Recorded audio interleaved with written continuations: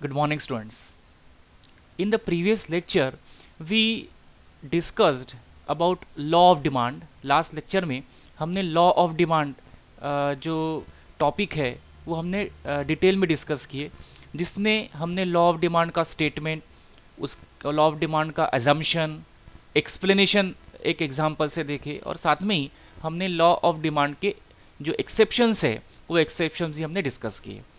अभी आज के लेक्चर में हम डिमांड के रिलेटेड एक इंटरेस्टिंग टॉपिक डिस्कस करेंगे, और कुछ टर्म्स है जो डिमांड के साथ में, डिमांड के कॉन्टेक्स्ट में बहुत बार इस्तेमाल होते हैं, लेकिन उनका जो डिफरेंस है इकोनॉमिक्स के पॉइंट ऑफ व्यू से वो हम आज डिस्कस करेंगे।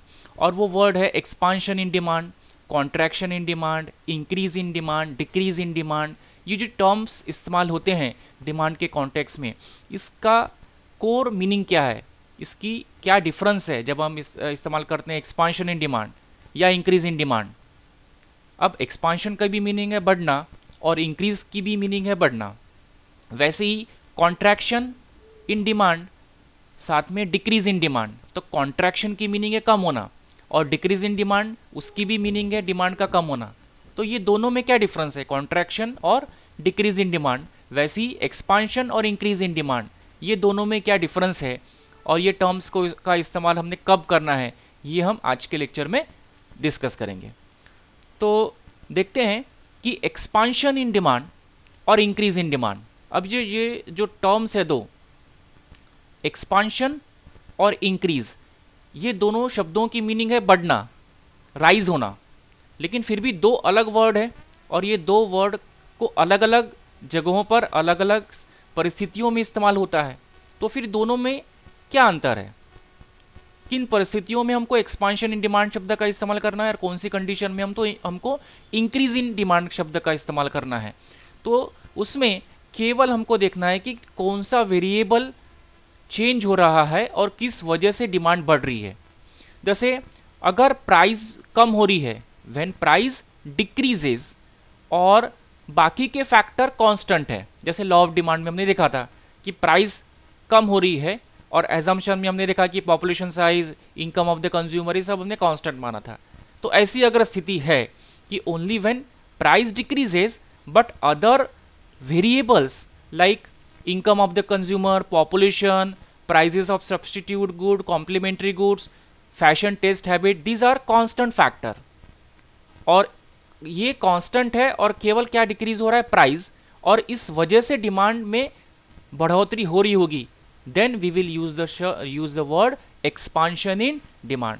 तो एक्सपांशन इन डिमांड शब्द का इस्तेमाल हम कब करेंगे कि जब प्राइस डिक्रीज हो रही है और साथ में अदर फैक्टर कांस्टेंट है, केवल चेंज क्या हो रहा है, प्राइस में, तो हम शब्द इस्तेमाल करेंगे expansion in demand.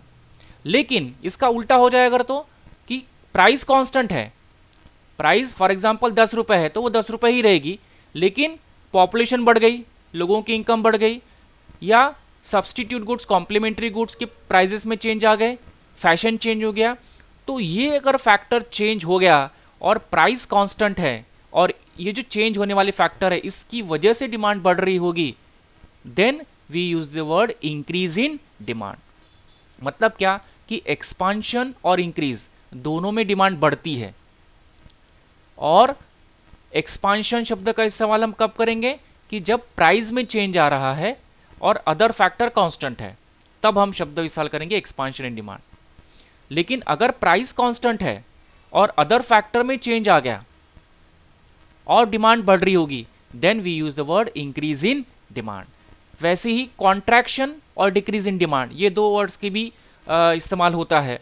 So contraction मतलब कम होना, डिक्रीज का मतलब भी है कम होना, लेकिन अगेन जैसा एक्सपांशन इंक्रीज का डिफरेंस है वैसा ही कॉन्ट्रैक्शन डिक्रीज का डिफरेंस है। कॉन्ट्रैक्शन शब्द का इस्तेमाल कब करेंगे, when price increases and other factor remains constant, कि population size, income of the consumer, substitute goods, complementary goods की प्राइजेस, टेस्ट, फैशन, हैबिट, ये सब कांस्टेंट है और केवल चेंज क्या हो रही है, प्राइस, और इस प्राइस में इंक्रीज होने के बाद अगर डिमांड कम हो रही होगी, then we will use the word contraction in demand.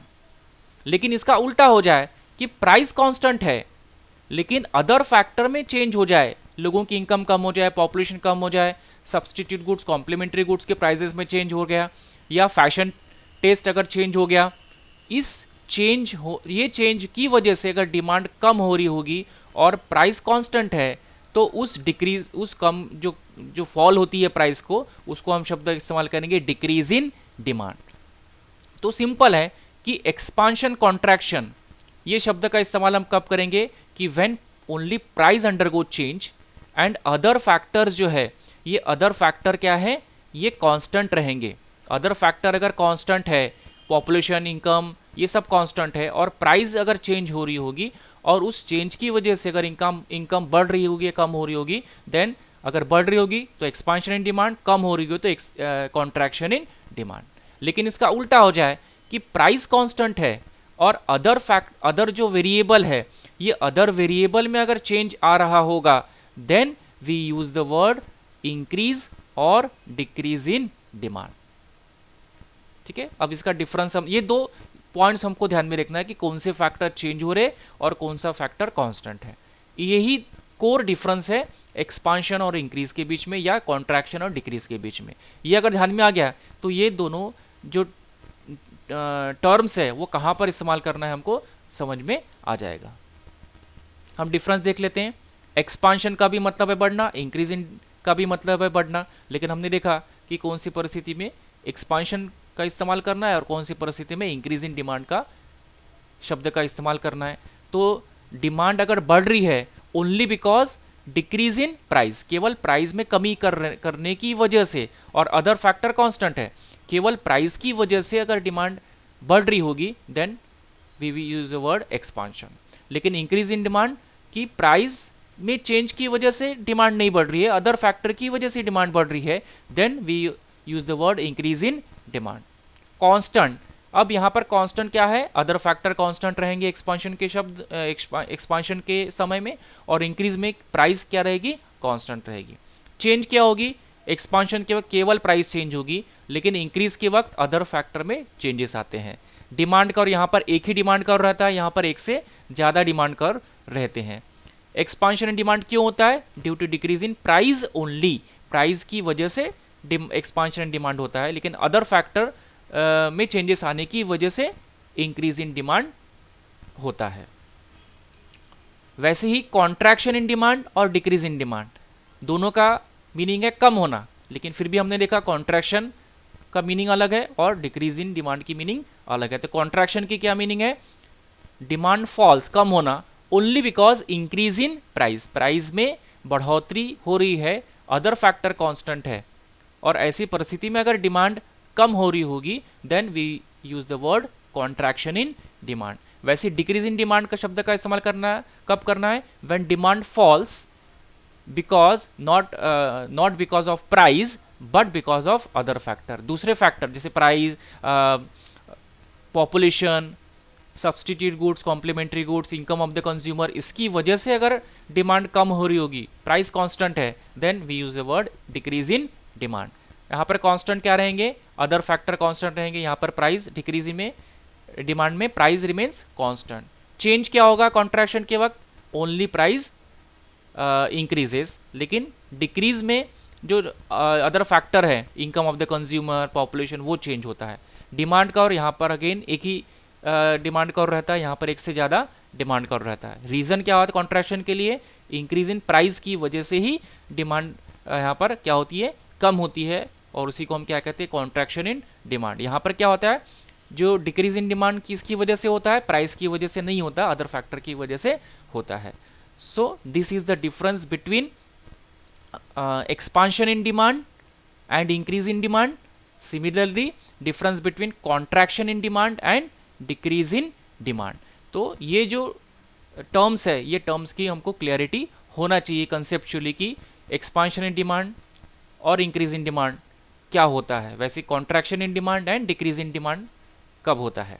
तो जो हमने लॉ ऑफ डिमांड देखा, तो लॉ ऑफ डिमांड में एक्सपांशन, कॉन्ट्रैक्शन, ये टर्म्स हमने इस्तेमाल करना चाहिए। इसलिए अगर आपको ध्यान में होगा तो स्टेटमेंट में हमने क्या कहा था कि when price increases quantity demanded decreases, हमने डिमांड डिक्रीजेस ऐसा शब्द इस्तेमाल नहीं किया, क्योंकि जब हम डिमांड में इंक्रीज डिक्रीज शब्द का इस्तेमाल जब हम करते हैं उसकी मीनिंग क्या है, प्राइस रिमेन कांस्टेंट, लेकिन लॉ ऑफ डिमांड में प्राइस चेंज होती है, इसलिए वहां पर भूल के भी लॉ ऑफ डिमांड में इंक्रीज डिक्रीज इन डिमांड ऐसा शब्द का इस्तेमाल नहीं करना है। हमको क्या इस्तेमाल करना है, इंक्रीज और डिक्रीज इन क्वांटिटी डिमांडेड और amount demanded. Quantity demanded, amount demanded का मतलब होता है expansion and contraction in demand.